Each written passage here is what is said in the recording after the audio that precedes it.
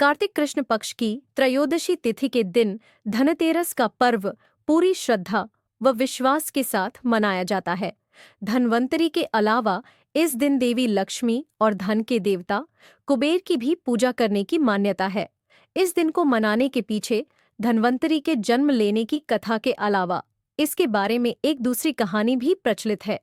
कहा जाता है कि एक समय भगवान विष्णु मृत्युलोक में विचरण करने के लिए आ रहे थे।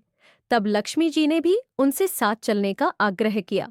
तब विष्णु जी ने कहा कि यदि मैं जो बात कहूं तुम अगर वैसा ही मानो तो फिर चलो। तब लक्ष्मी जी उनकी बात मान गई और भगवान विष्णु के साथ भूमंडल पर आ गई।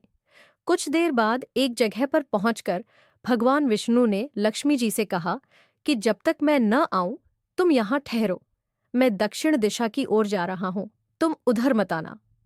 विष्णु जी के जाने पर लक्ष्मी के मन में कौतूहल जागा कि आखिर दक्षिण दिशा में ऐसा क्या रहस्य है जो मुझे मना किया गया है, और भगवान स्वयं चले गए। लक्ष्मी जी से रहा न गया और जैसे ही भगवान आगे बढ़े लक्ष्मी भी पीछे पीछे चल पड़ी। कुछ ही आगे जाने पर उन्हें सरसों का एक खेत दिखाई दिया जिसमें खूब फूल लगे थे। सरसों की शोभा देखकर वह मंत्रमुग्ध हो गई और फूल तोड़कर अपना श्रृंगार करने के बाद आगे बढ़ी। आगे जाने पर एक गन्ने के खेत से लक्ष्मी जी गन्ने तोड़कर रस चूसने लगी। उसी क्षण विष्णु जी आए और यह देख लक्ष्मी जी पर नाराज होकर उन्हें शाप दे दिया कि मैंने तुम्हें इधर आने को मना किया था, पर तुम न मानी और किसान की चोरी का अपराध कर बैठी। अब तुम इस अपराध के जुर्म में इस किसान की 12 वर्ष तक सेवा करो। ऐसा कहकर भगवान उन्हें छोड़कर क्षीर सागर चले गए। तब लक्ष्मी जी उस गरीब किसान के घर रहने लगीं। एक दिन लक्ष्मी जी ने उस किसान की पत्नी से कहा कि तुम स्नान कर पहले मेरी बनाई गई इस देवी लक्ष्मी का पूजन करो, फिर रसोई बनाना, तब तुम जो मांगोगी मिलेगा। किसान की पत्नी ने ऐसा ही किया।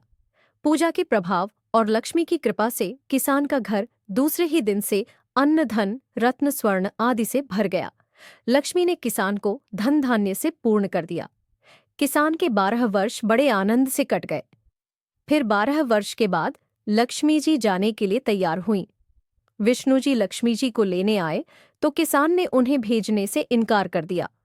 तब भगवान ने किसान से कहा कि इन्हें कौन जाने देता है, यह तो चंचला है, कहीं नहीं ठहरती, इनको बड़े बड़े नहीं रोक सके।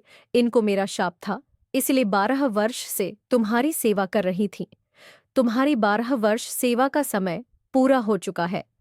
किसान हठपूर्वक बोला कि नहीं, अब मैं लक्ष्मी जी को नहीं जाने दूंगा।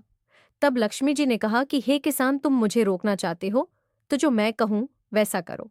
कल तेरस है, तुम कल घर को लीप पोत कर स्वच्छ करना, रात्रि में घी का दीपक जलाकर रखना और सायंकाल मेरा पूजन करना, और एक तांबे के कलश में रुपए भरकर मेरे लिए रखना।